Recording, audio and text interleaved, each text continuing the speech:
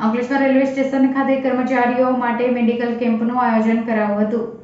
World ટેબકો દિવસ અનુલક્ષીને અંકલેશ્વર હસ્તી તળાવ આરોગ્ય કેન્દ્રમાં ઉપક્રમે આયોજન કરાયું હતું.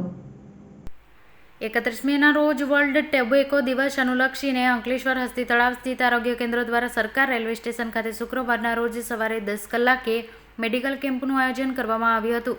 અંકલેશ્વર રેલવે વિભાગના સહયોગથી યોજવામાં આવેલા કેમ્પમાં રેલવે વિભાગના કર્મચારીઓ, સફાઈ કામદારો, જીઆરપી અને આરપીએફના જવાનો આરોગ્યલક્ષી તપાસણી કરવા માટે આવ્યા હતા.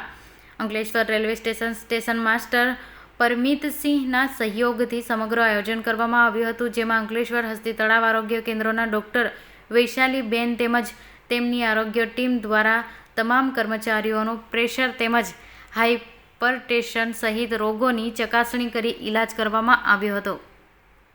आज 31 मई 2024 के दिन ज़्यादा गर्मी होने के कारण अंकलेश्वर आरोग्य केंद्र द्वारा रेलवे में स्वास्थ्य चेकअप कैंप का आयोजन किया गया, जिसमें आरपीएफ का जवान और सफाई कामदार और रेलवे स्टाफ के सभी कर्मचारियों के फैमिली सहित चेकअप किया गया है, जिससे गर्मी के मौसम में सब लोगों को जो हीट वेव का प्रॉब्लम होता है उसके लिए कैंप का आयोजन किया गया है.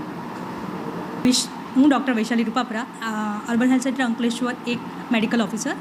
આજ રોજ વર્લ્ડ હાઇપરટેન્શન દિવસ નિમિત્તે આપણે રેલવે સ્ટેશન સ્ટાફ, એના કર્મચારી, સ્વીપર, આરપીએફ સ્ટાફ તમામનું આજે બ્લડ પ્રેશર અને ડાયાબિટીસની તપાસ કરવામાં આવશે. એમાં જો ડાયાબિટીસ અને હાઇપરટેન્શન જોવા મળશે તેની સારવાર પણ અહીંયાથી થશે. હવે હાઇપરટેન્શન અટકાવવા માટે આપણે એના લક્ષણ છે જેવા કે માથું દુખવું, આંખમાં લપકારા મારવા, ઉલટી, ઉબકા, આવું કંઈ પણ થાય તો હાઇપરટેન્શનની દવા શરૂ કરવી જોઈએ. અને આને અટકાવવા માટે હાઇપરટેન્શનની દવા લેવી જોઈએ, યોગા કરવા જોઈએ, પ્રાણાયામ કરવા જોઈએ, કસરત કરવી જોઈએ અને કોઈપણ તપાસ નજીકના સરકારી દવાખાનામાં તપાસ કરાવવી જોઈએ.